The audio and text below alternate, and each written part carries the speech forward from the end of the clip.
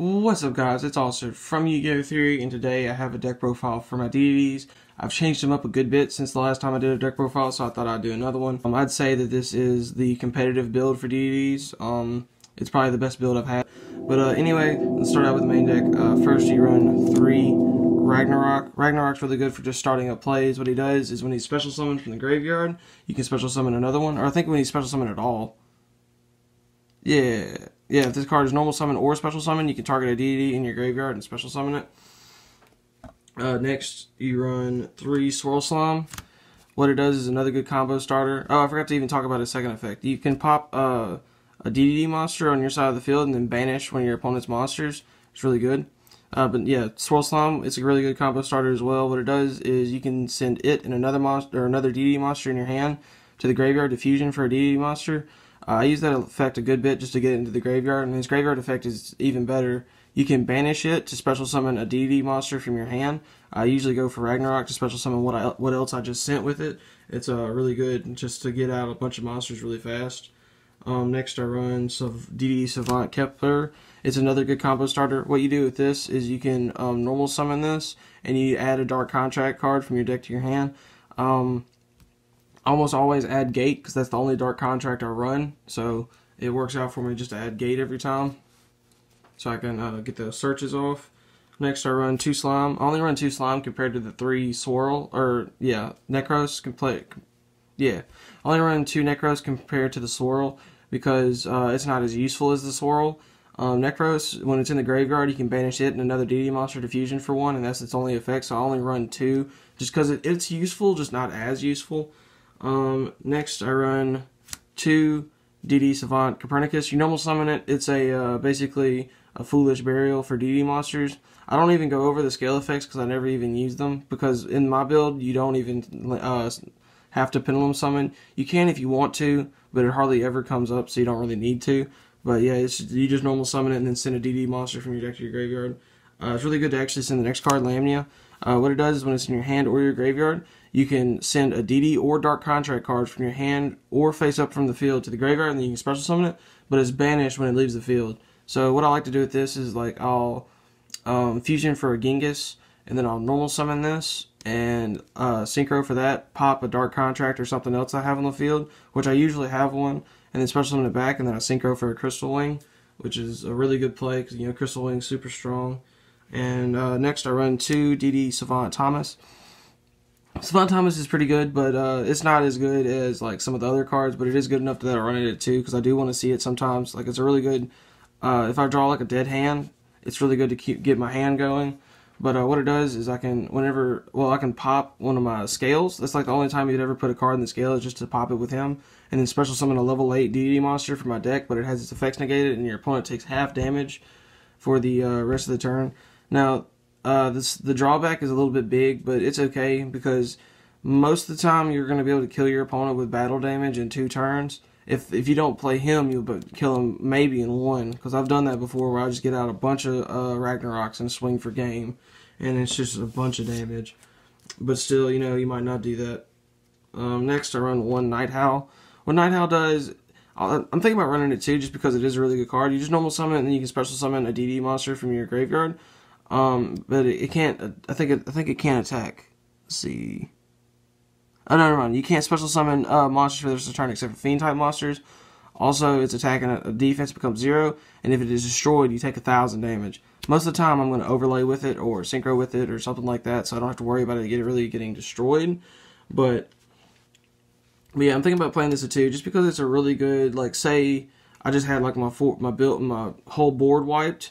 I can just normal summon this and go into it, and it is a tuner, so that does help out with some synchro stuff. I don't really use it for that much, but if I get out of Genghis, I can normal summon this and then go straight into a Siegfried or something.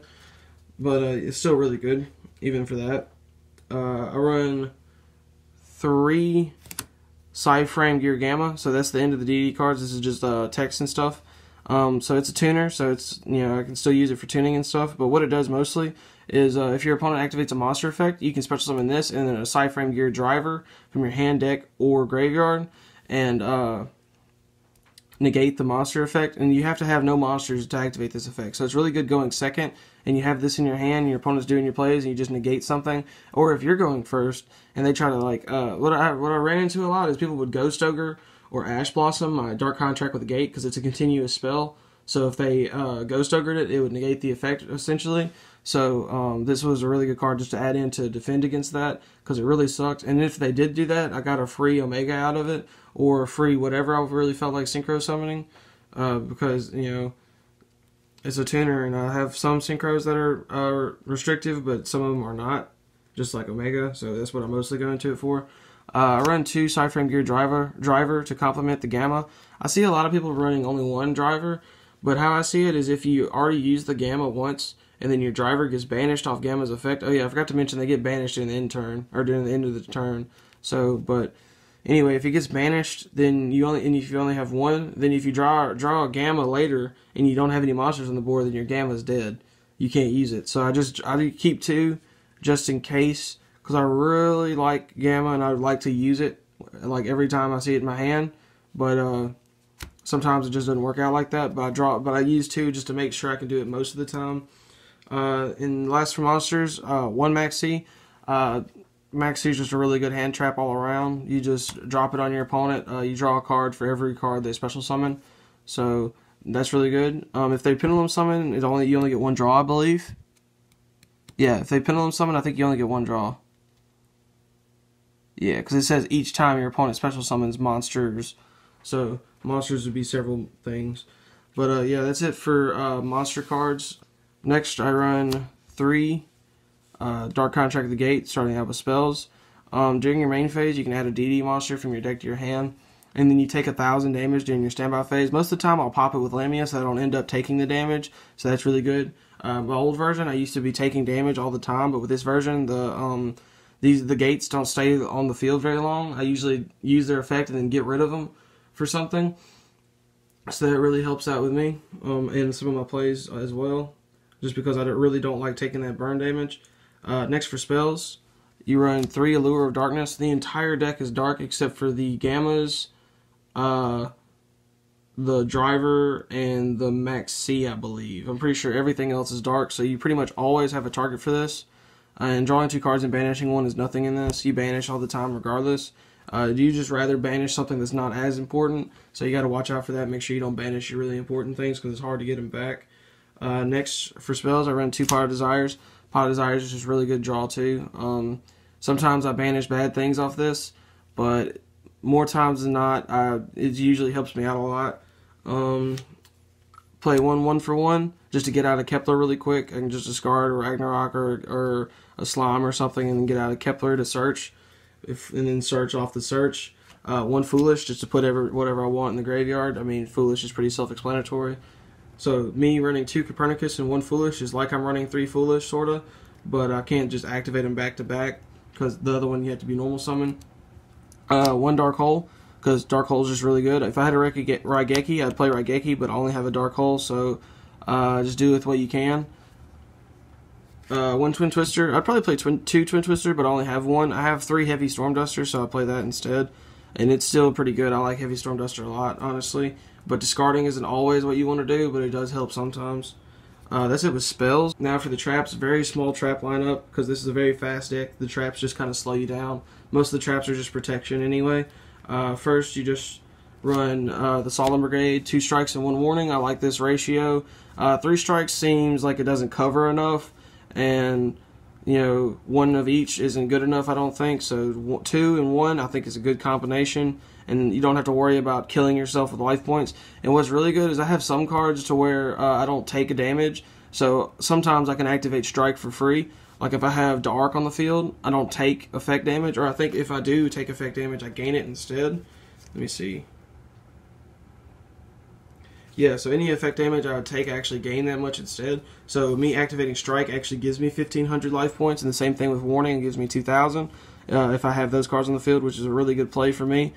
So it helps me out a lot, stay above my opponent. Next I run 1 Heavy Storm Duster. It's really good. I'm thinking about taking it out for another Twin Twister, but I think Heavy Storm Duster is overall a really good card, and you mostly just want to activate it during your opponent's end phase after they just set some stuff. so they can't change. So that's what I like about that. That's it with the main deck. Now to the extra deck. I haven't changed the extra deck up a whole lot except for the synchros, and I added some new overlays and stuff, and switched up the ratios and the fusions. First, I run one Duodon King Kali Yuga. He's really good, level 8. After he is overlaid, all effects on the field are negated, and you can detach one material from him, or except for his effect, I think. Detach one material from him, and you can destroy all spells and traps on the field. Then you can detach another one, and then add a Dark Contract card from your deck to your hand, or not from your deck, from your graveyard to your hand. So that's really good for recycling your Dark Contract at the gates to keep them alive in your hand, so you can always search. Next, I run 2 number 22 Zombie Stein. Zombie Stein is just really powerful. It can negate pretty much anything. It has 4,500 attack. You just have to remember to keep something in your hand so you can negate it. So a lot of people don't realize that whatever you're negating, you switch this to defense, not what you're negating. So you switch this to defense, discard a card, and detach one from him, and you can negate pretty much anything. And he's just a 4,500 attack beater. A lot of times I like to just get out Ragnarok and then overlay into him and attack directly for 45. It's a really good play. Next I run 2 Dark. I used to only run 1 Dark, but I run 2 just because it helps out a little bit with my synchros, because it's a 7 and I can go straight into 8s, and I run a lot of 8s, so it's really good.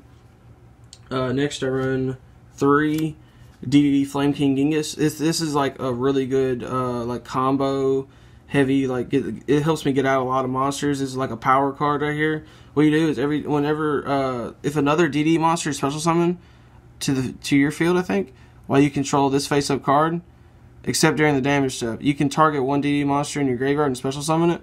So if you special summon several, you can just keep doing this. Actually, no, I don't think you can. Yeah, I think it's only once per turn. Yeah. And if this is destroyed, you can... actually, I think it is more than once.